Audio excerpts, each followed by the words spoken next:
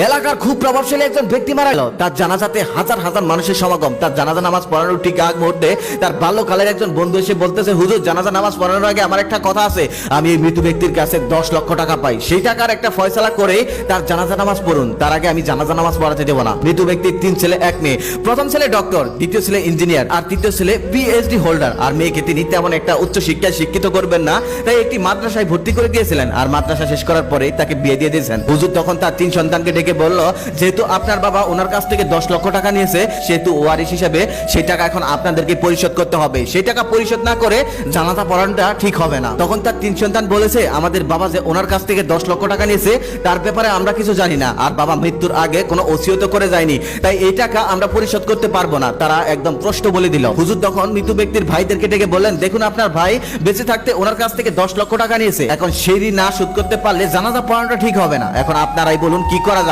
তখন তার ভাইরা বলতেছে, আমার ভাই অনেক আগে স্ত্রী সন্তান নিয়ে আলাদা থাকতো, আমাদের তেমন একটা খোঁজ খবরও নিত না, সে ঋণ করেছে না কি করেছে এটা তো আর আমরা জানি না। এই বলে তার ভাইরা সেখান থেকে চলে গেল। তারপর হুজুর তার আত্মীয় স্বজন সবাইকে বলে দেখলো, সবাই একই কথা বলল, কেউ রাজি হলো না টাকা দিতে। হুজুর তখন স্পষ্ট বলে দিল, মৃত ব্যক্তির ঋণের ফয়সালা না করলে আমি তার জানাজা পড়াতে পারবো না। চারদিকে হট্টগোল লেগে গেল। যে কিনা ছিল এলাকার সব থেকে প্রভাবশালী লোক, যার ছেলেরা কিনা কোটি কোটি টাকার মালিক, তার জানাজা হচ্ছে না মাত্র 10 লক্ষ টাকার জন্য। ঠিক সেই সময় বোরকা পরিহিত একটা মেয়ে আসলো, তার হাতে একটি ব্যাগ। সে এসে হুজুরকে বলল, হুজুর আমি এই মৃত ব্যক্তির কন্যা, আমার হাতে যে ব্যাগটি আছে এই ব্যাগের মধ্যে কিছু টাকা আর কিছু স্বর্ণ অলংকার আছে, স্বর্ণগুলো বিক্রি করে উনি ওনার পরিপূর্ণ টাকা পেয়ে যাবে। আর হ্যাঁ, যদি উনি ওনার পরিপূর্ণ টাকা নাও পায়, বাকি টাকা আমি দিয়ে দিব, আমি এই টাকার জিম্মাদার হলাম। আমার বাবা জানাজা তাড়াতাড়ি পড়ান, আমার বাবার কষ্ট হচ্ছে। হুজুর তখন সেই মেয়েটির হাত থেকে ব্যাগটি নিয়ে সেই ঋণদাতাকে দিয়ে দিলেন। ঋণদাতা তখন বলল, হুজুর আপনি এখন জানাজা পড়ান। আসলে আমি ওনার কাছে 10 লক্ষ টাকা পাই না, বরং উনি আমার কাছে 10 লক্ষ টাকা পায়। যেহেতু উনি হুট করে মারা গিয়েছেন, তাই আমি বুঝতে পারছিলাম না আমার এই আমানতের আসল হকদারকে।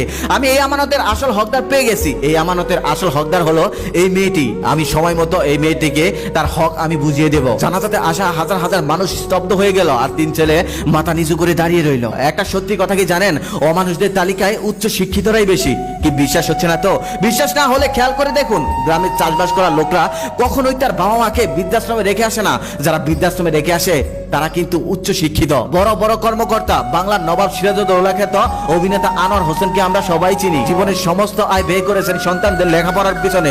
প্রথম সন্তান সুইডেনে থাকে, আর দ্বিতীয় 3 ছেলে আর 1 মেয়ে আমেরিকায় থাকে। যখন তিনি মারা যান, একটা ছেলেও তাকে দেখতে আসেননি, একটু খোঁজও নেননি। জীবনের শেষ প্রান্তে এসেও অভিনয় করে পেট চালাতে হতো তার, তাও আবার চাকর বাকরের চরিত্রে। 2 সন্তানের জনক সময়ের সাহসী কবি আল মাহমুদ বনানীর বাড়ি বিক্রি করে সন্তানদেরকে বিদেশে পাঠিয়েছিলেন, তবে আদরের দুলালরা আর ফিরেনি। জীবনের শেষ প্রান্তে গিয়ে কবিকে পড়ে থাকতে হয়েছে গ্রামের বাড়িতে, কেউ দেখার ছিল না। তারপর দুঃখে দুঃখে একটা সময় পর না ফেরার দেশে চলে গেলেন। অথচ সন্তানরা মেধাবী হলে বাবা মা সন্তানের লেখাপড়ার জন্য কৃপণতা করে না, জীবনের সর্বস্ব বিক্রি করে হলেও সন্তানকে লেখাপড়া করায়, মানুষের মতো মানুষ করতে চায়। তারা ভাবে শেষ বয়সে তো আমার সন্তানরা আমার পাশে থাকবে, আমার সন্তানরাই তো মানুষের মতো মানুষ হবে, আমাদের কোনো কষ্ট থাকবে না। কিন্তু এমনটা হয় না।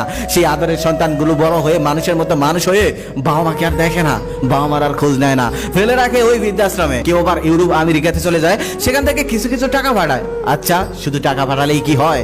শেষ বয়সে কি বাবা মায়ের পাশে থাকতে হয় না? বাবা মা একটা সন্তানকে মানুষ করে এই জন্য যে শেষ বয়সে গিয়ে তার পাশে থাকবে, সন্তানরা শেষ বয়সে তাকে দেখবে। কিন্তু এমনটা হয় না। উচ্চ শিক্ষিত হওয়ার পর মানুষ রোবটিক হয়ে যায়, তার হয়ে যায়, নিজের হাতে বাবা মাকে বৃদ্ধাশ্রমে ফেলে রাখে। তাদের একটু ভুরুক্ষেপ হয় না। বিশ্বাস হয় না? বিশ্বাস না হলে আপনি বৃদ্ধাশ্রমে গিয়ে দেখুন, সেখানে গিয়ে খোঁজ নিয়ে দেখুন, সেখানে থাকা বেশিরভাগ বাবা মায়ের সন্তানরাই ডক্টর, ইঞ্জিনিয়ার বা বড় কোনো ব্যবসায়ী। যে শিক্ষায় শিক্ষিত হওয়ার পর বাবা মাকে বৃদ্ধাশ্রমে রেখে আসা যায়, সেই শিক্ষার কপালে ঝাঁটা। তাই প্রত্যেকের কাছে একটাই অনুরোধ, অন্তত একটা সন্তান কেউ মাদ্রাসাতে পাঠান, তাহলে আপনার শেষ বয়সে বৃদ্ধাশ্রমে যেতে হবে না।